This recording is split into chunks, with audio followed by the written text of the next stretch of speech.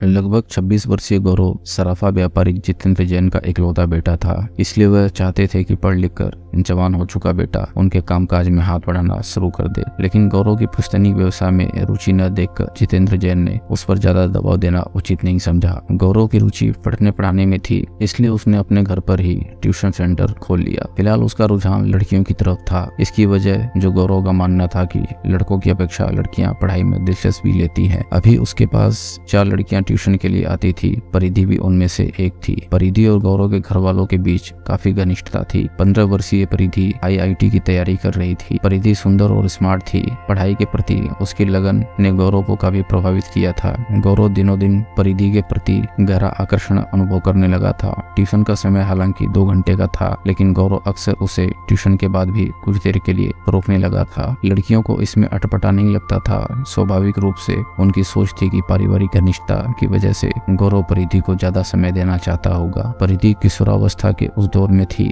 जब लड़कियां सब कुछ समझकर भी सीधे तौर पर ना कहने की हिम्मत नहीं जुटा पाती। इशारों से बहुत कुछ कहने के बाद भी जब गौरव को परिधि की तरफ से कोई तवज्जो नहीं मिली तो उसने एक दिन खुलकर कह दिया, परिधि, क्या तुम मेरा मन नहीं पढ़ पा रही हो? मेरे दिल की धड़कनों में अब तुम ही रच बस गई हो। क्या तुम भी ऐसा महसूस नहीं कर रही हो? गौरव की बार बार की रट से आजी जा चुकी अब तक संकोचवश चुप्पी साधे हुए परिधि का धैर्य भी एक दिन जवाब दे गया। उसने पारिवारिक रिश्तों और उसके शैक्षिक स्तर का मान रखते हुए रूखे लफ्जों में कह दिया, सर, इस तरह का प्रस्ताव आपको शोभा नहीं देता। मेरी उम्र अभी ऐसी फालतू बातों के सोचने के लिए नहीं है। मुझे अपने कैरियर पर ध्यान देना है। परिधि ने पूरी हिम्मत जुटाते हुए कहा, आपने आइंदा फिर कोई बात की तो मैं ट्यूशन पर आना छोड़ दूंगी। इसके साथ ही परिधि उठने को हुई तो गौरव ने उसका हाथ थाम लिया। परिधि, मैं तुम्हारे बिना नहीं रह सकता। मेरे प्यार को इस तरह मत ठुकराओ। मेरे अंदर डर बैठ गया है। अगर तुम मुझे नहीं मिली तो मेरा क्या होगा? इस बार परिधि बुरी तरह भड़क उठी। गौरव से अपना हाथ छुड़ाते हुए उसने कहा, निर्लज्जता की भी हद होती है। आपको अपने मान सम्मान का भी ध्यान नहीं है। आंखें तरेरते हुए परिधि अब गौरव पर बुरी तरह बरस पड़ी। सोचो, अगर मैंने घर वालों को तुम्हारी करतूत बता दी तो क्या होगा? तुम्हारा और तुम्हारे परिवार का। इसके साथ ही बुरी तरह झल्लाते हुए परिधि कुर्ती से सीढ़ियां उतर गई। परिधि की फटकार से बुरी तरह आहत अपमानित गौरव की आंखें क्रोध से दहक उठी। उसके मुंह से शब्दों का लावा उबल पड़ा। परिधि, अगर तुम मेरी नहीं हो सकी तो किसी की भी नहीं हो सकोगी, यह मेरा वादा रहा। परिधि जा चुकी थी।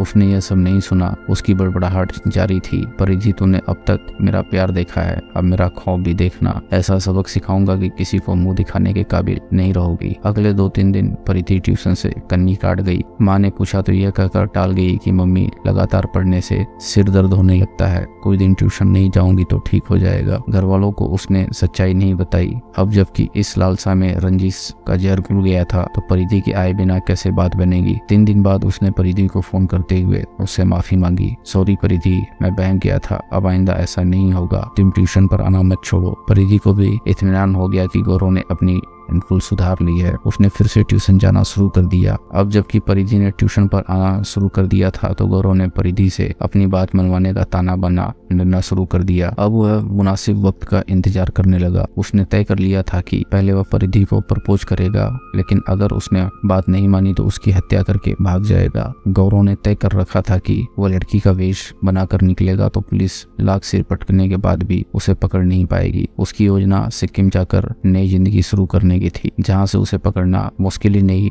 नामुमकिन था। लड़की जैसा दिखने के लिए उसने यूट्यूब पर कई वीडियो देखे और पूरी तरह नकल करने का अभ्यास कर लिया। इसके लिए उसने बाजार से स्कार्फ, ग्लव्स, चश्मा आदि सामान खरीद लिया। परिधि के इनकार की स्थिति में उसे बांधने के लिए कुछ रस्सियां भी उसने इकट्ठी करके रख ली। उस दिन रविवार था। उसके घर वालों को शादी में जाना था। ऐसे में घर में कोई नहीं रहेगा। रविवार छुट्टी के बावजूद उसने एक्स्ट्रा क्लास के बहाने परिधि को बुलाना तय कर लिया था। एक दिन पहले छावनी चौराहे पर स्थित प्राइवेट ट्रेवल एजेंसी पर मीनाक्षी के नाम से उसने हरिद्वार के लिए टिकट बुक करवा ली थी। रविवार को ट्यूशन के लिए पहुंची परिधि जैसे ही गौरव के सामने किताबें खोलकर बैठी, उसने योजना के मुताबिक मिन्नतें करते हुए प्रपोज किया। परिधि, मैं तुमसे सिर्फ एक शब्द सुनना चाहता हूँ, हाँ या ना। एक पल को रुकते हुए उसने कहा, अगर तुम मेरी नहीं हो सकोगी तो ध्यान रखना किसी की नहीं हो सकोगी। इससे पहले कि गौरव कुछ और कहता, प्रीति गुस्से से बुरी तरह उगल पड़ी। तुम इंसान तो हो ही नहीं, भेड़िए हो जो मौका देखकर भले ही तुम दबा लेता है लेकिन अपनी हवस के लिए पहने दांत गड़ाने में देर नहीं करता। बहुत हो चुकी ट्यूशन और बहुत हो चुकी पढ़ाई, आइंदा अपनी मनहूस सूरत दिखाने की कोशिश मत करना। कहते हुए परिधि पाँव से स्टडी डेस्क ढकेलती हुई बाहर की तरफ बढ़ गई, लेकिन इससे पहले कि परिधि दरवाजा लांघ पाती, गौरव ने फुर्ती से आगे बढ़कर उसे दबोच लिया। तुम मुझे ठुकरा कर कैसे जाओगी? इसके साथ ही गौरव उसे फर्श पर गिराकर उसके साथ जबरदस्ती की कोशिश करने लगा। परिधि ने बचाव के लिए पूरी ताकत से हाथ पैर मारे, लेकिन गौरव ने उसके बाल पकड़कर घसीट दिया। परिधि खूब चीखी चिल्लाई, लेकिन वहाँ उसकी सुनने वाला कौन था? गौरव एक बार फिर चीखा और बालों से घसीटते हुए प्रलय करने लगा। तुम मेरी नहीं हो सकती तो किसी की नहीं हो सकती। पगलाए सांड की तरह गौरव परिधि को खामोश करने के लिए उसका गला दबाता चला गया, यहाँ तक कि उसकी जीभ बाहर निकल आई। चीख पुकार खत्म हो चुकी थी। परिधि अब मृत देह में बदल गई थी। उखड़ती सांसों पर काबू पाते हुए गौरव ने परिधि की मैट को खुदकुशी का रूप देने के लिए हाथ पैर और गला रस्सियों से कस दिया और उसे खिड़की से लटका दिया। उसे अब शहर से बाहर भागना था। पहले उसने